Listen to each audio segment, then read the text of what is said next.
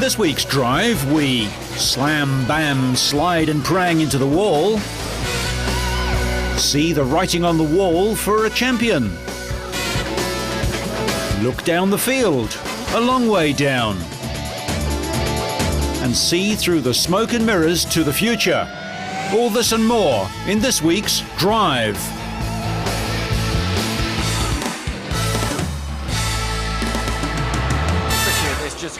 We start this week with the Champ Cars, who crossed the Pacific to Surfers Paradise in Australia for the penultimate round of the championship. There was trouble on the first turn of the first lap. There was a bottleneck into the chicane and Cristiano De Mata drove into the back of pole starter Oriol Sevilla. Sevilla was able to stay in the race, finishing 5th and guaranteeing him a second-place finish in the series championship. But the car of Mario Dominguez was too badly damaged to continue. Early in the race, Australian Marcus Marshall, driving for Team Australia, was black-flagged by officials who deemed his loose front wing hazardous. His pit crew made repairs, but the stop took 30 seconds and Marshall managed only 11th place. Paul Tracy was black-flagged on lap 24 with a steaming turbo. When Tracy pitted, his crew shut the engine down, but gearbox problems ended his day. Nearing the end of the race, Team Australia teammates Alex Tagliani and Will Power collided in any team owner's worst nightmare. It appeared Tagliani caused the crash by driving down the inside and touching the back of Power's car, which sent him into the safety barrier. Tagliani was able to overcome that incident and finished in 4th place. That should mean we'd see Wilson to pit road for a splash of fuel next time by. That would probably give service. This race, however, belonged to Sébastien Bourdais, who led the final 37 laps en route to his 5th win in the last 6 races and the 16th in 44 starts. Bourdais needed only to start the race in Surfers Paradise to win his 2nd straight championship. The Frenchman needed just 1 point to take the crown. Just starting guaranteed him at least a last-place finish and a single point, and the number 1 on his car next year. He's just the 5th Champ Car driver to win back-to-back titles. He's finished all 12 races this year, a feat achieved by only 4 drivers since 1956, most recently Jimmy Vasser in 1996.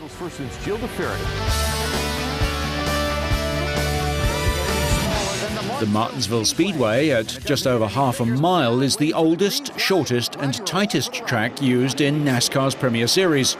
Tony Stewart was in front of the pack when the green flag waved, a position he would hold for most of the day. The first big pile-up of the day came on lap 175. Mike Bliss hit the outside wall and bounced down the narrow track into Sterling Marlin, who slammed into Ricky Rudd. The car hits Sterling and throws, literally. And Ricky Rudd, I'm sure this is just being at the wrong place at the wrong time. Mark Martin, who came into the race 51 points behind Stewart in the title chase, fell even further behind when his brakes went in lap 435. Yeah, you're right, BP. It doesn't look like he can slow the car down. Martin headed for the pits, but he couldn't stop, nearly hitting several members of the pit crew. Martin instead headed into the garage and would end the day in 7th place in the chase, 170 points behind Stewart. There you see the fire, BP. Well, that looks like brake fluid coming out of the right front. When Travis Kvapil spun off with just 6 laps remaining, it brought out the 19th caution flag, a record at this track. 113 of the 500 laps were run under yellow flags. That yellow led to a 3-lap free-for-all at the end, with Jeff Gordon leading ahead of Stewart. Jimmy Johnson was 3rd as Chevrolet claimed the top 5 places. Gordon was able to hold on and post his 7th victory at Martinsville and the 73rd of his career, but his 1st since May.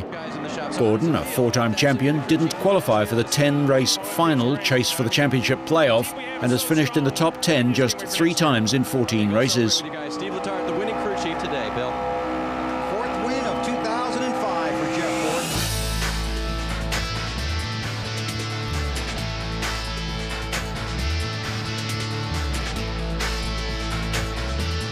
The 2005 Formula One season may be over, but that doesn't mean that former world champion Michael Schumacher is on holiday. Recently, he was at the watchmakers and personal sponsors Omega in Switzerland, and while there, he reflected on the disappointment of the past season. It was a surprise that we have been able to stay for so long at the top. It's usually you can stay there for 2-3 years and then other teams become stronger and you may stay in position to fight, but you might not win the championship finally. Saying that, it is quite a surprise to win the championship and fall down the next year so far. Although we finished third in the constructor and in the drivers' championship, which is a big surprise after such a year. He doesn't hide his disappointment. As much as Schumacher is lauded as the best Formula One driver in present times, 7 times world champion, it's obvious that he, his team and the world had expected an 8th title.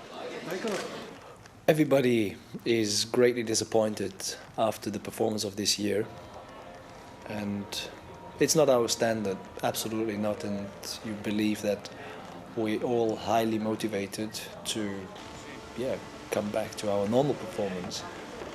And as I said before, it's a sport, you can't predict whether you win, you don't win, but at least you want to be in position to fight for it, and that's our objective to do this.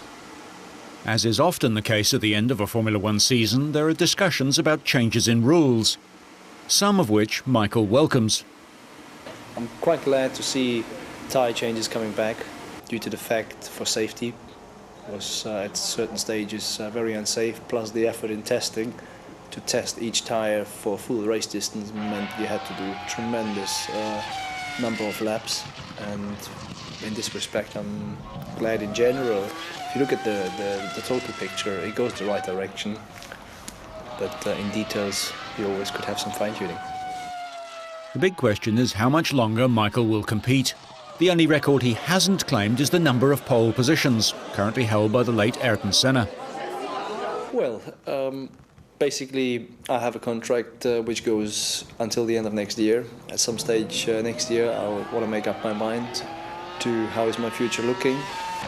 But full concentration is first of all to organize and sort out the problems to be competitive next year. 2006 is also a big year for Germany, hosts of the Soccer World Cup, an event which Schumacher, an avid soccer fan, is looking forward to. Being German and knowing the cup is coming to us, we made some commercials to support the event, and I look forward to join one or two matches to have a look. He may be down, but he's certainly not out. Michael's competitive spirit will be just as strong next year, it seems.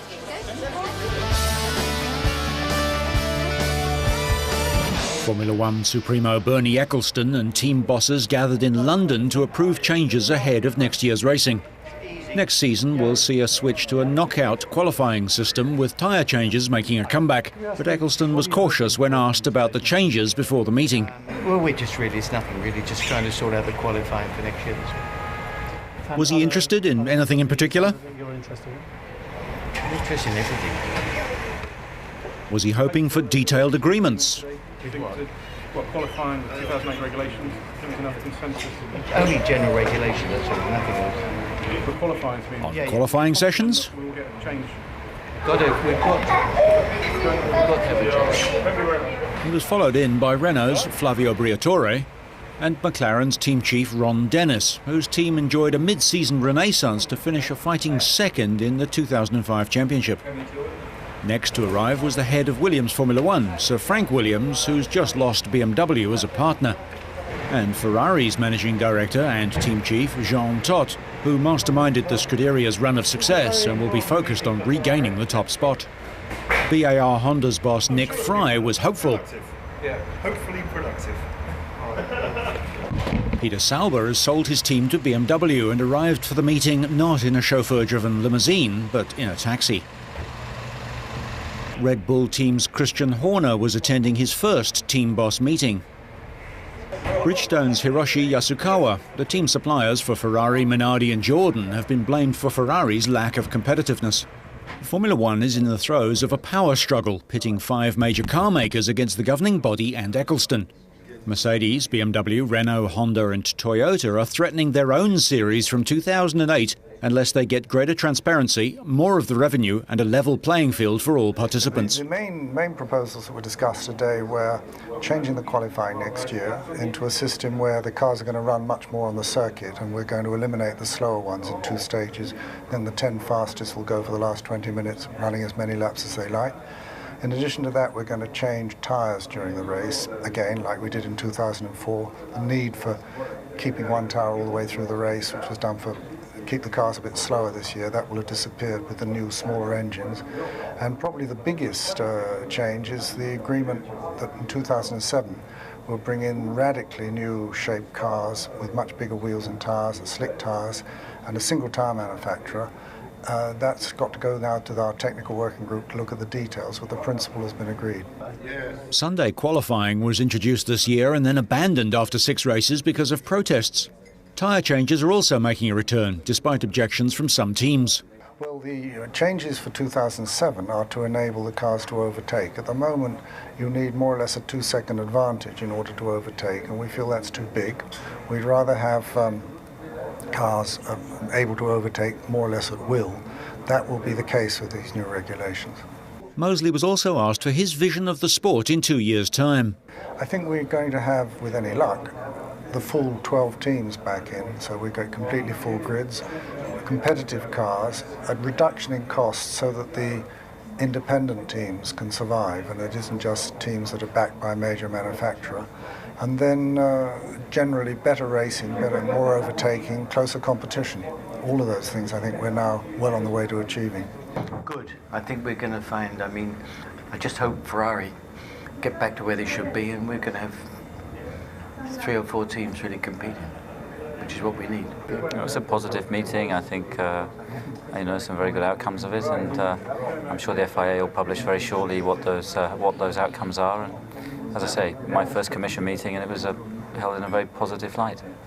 A proposal for a radical new rear wing concept was examined. The centerline downwash generating wing would replace the current single rear wing with 2 box-like wings behind each rear wheel.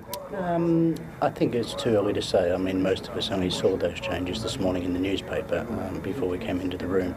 So I think it caught most people by surprise, particularly the aesthetic look of the car.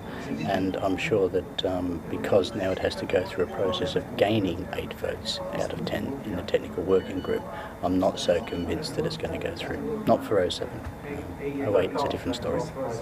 And finally, there was a surprise for 75-year-old Bernie Eccleston. Happy birthday, dear Bernie.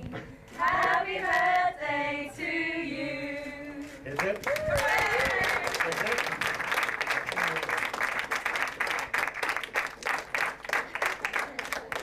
Get through that again.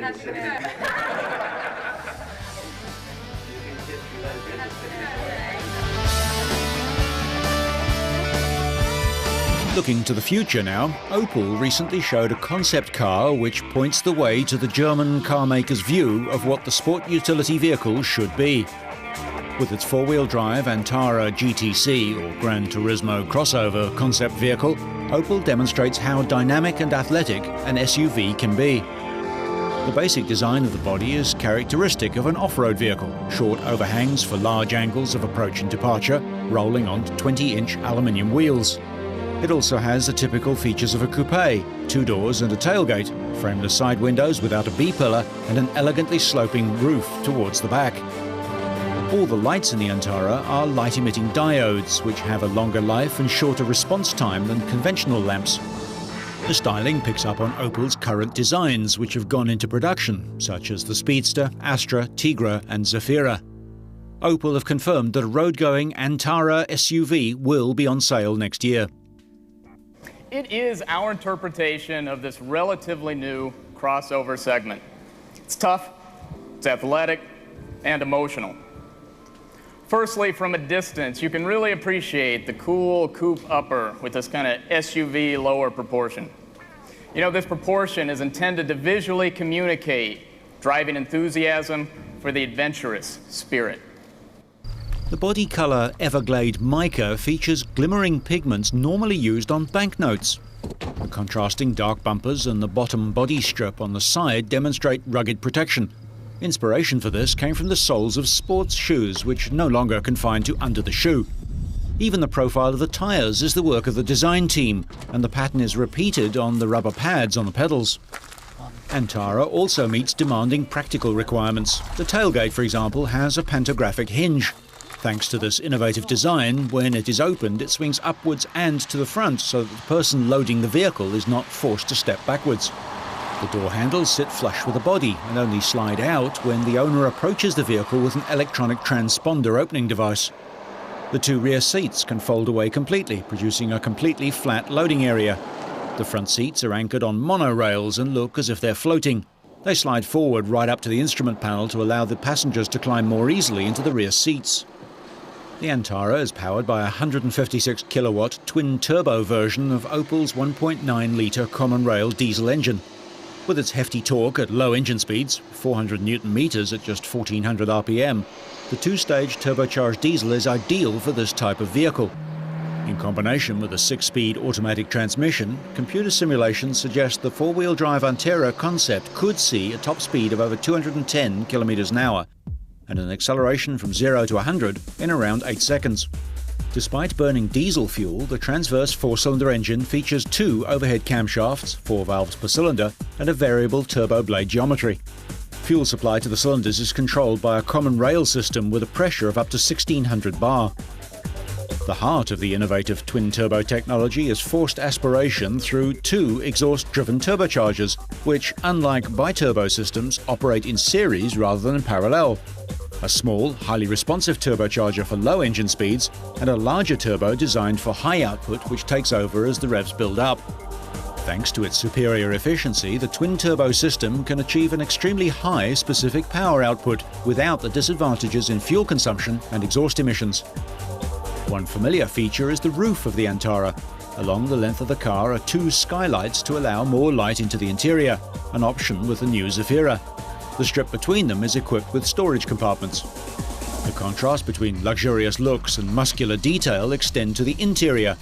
Warm tones and the use of leather interplay with technical materials like carbon fiber on the seatbacks, stainless steel and aluminium in the cockpit. The instruments and the controls for the infotainment system and the air conditioning are backlit in turquoise. When driving off-road, displays in the two circular instruments inform the driver of the gradient, both up and down, and of the lateral or tilt angle of the vehicle. And instead of a conventional carpet, the Antara is fitted with sisal, a solution that combines environmental stylishness with excellent wear properties.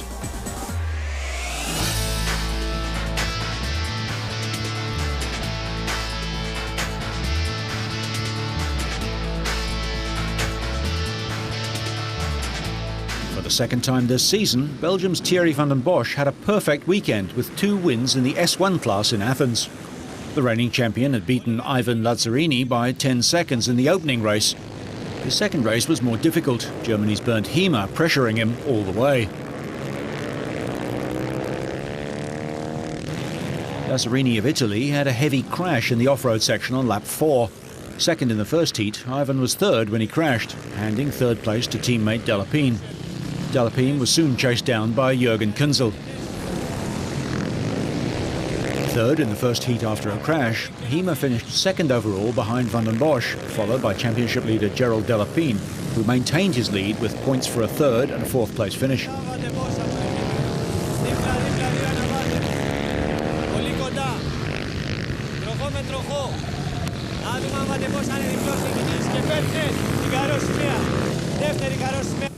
Thierry van den Bosch's second win was hard-fought, and his teammate and challenger was bitterly disappointed at being held off as they crossed the line.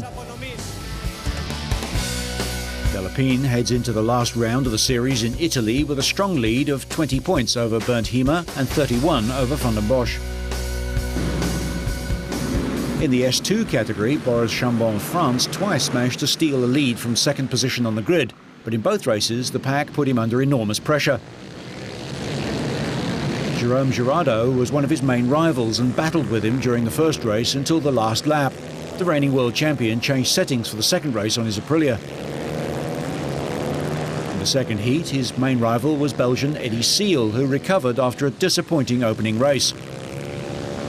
Blowing his start, he came back to fifth and then won the next race to end his day third on the podium behind Chambon and Girardot, who mounted a series of torrid attacks on Seal but was unable to get by.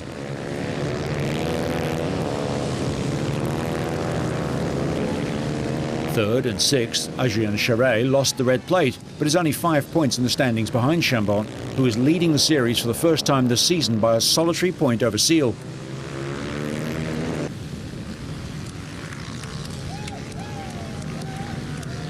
The last event of the series is the Grand Prix of Italy in Latina.